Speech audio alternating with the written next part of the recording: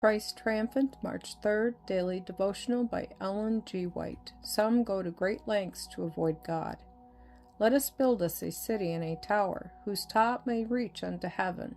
Let us make us a name, lest we be scattered abroad. Genesis chapter 11, verse 4. Some of the descendants of Noah soon began to apostatize. They journeyed a distance and selected a large plain wherein to dwell. There they built a city and then conceived the idea of erecting a large tower to reach into the clouds, that they might dwell together in the city and tower and be no more scattered. They reasoned that they would secure themselves in case of another flood, for they would build their tower to a much greater height than the waters prevailed in the time of the flood, and all the world would honor them. Before the work of building was accomplished, people dwelt in the tower. Rooms gorgeously furnished and decorated were devoted to their idols.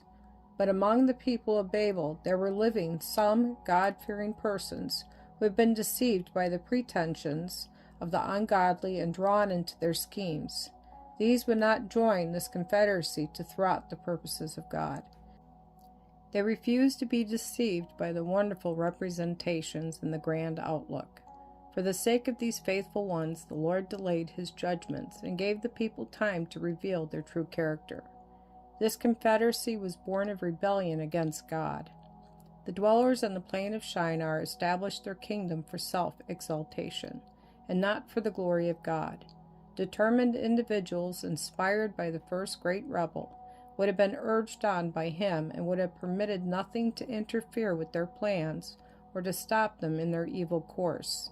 In the place of the divine precepts, they would have substituted laws framed in accordance with the desires of their selfish hearts, in order that they might carry out their purposes. But God never leaves the world without witnesses for him.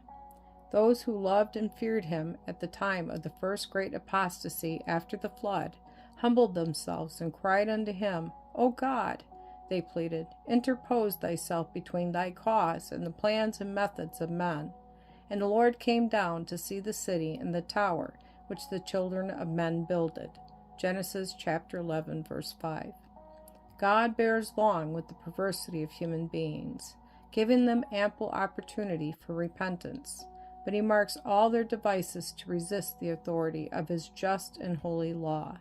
As an evidence of his displeasure over the building of this tower, he confounded the language of the builders, so that none could understand the words of fellow workers.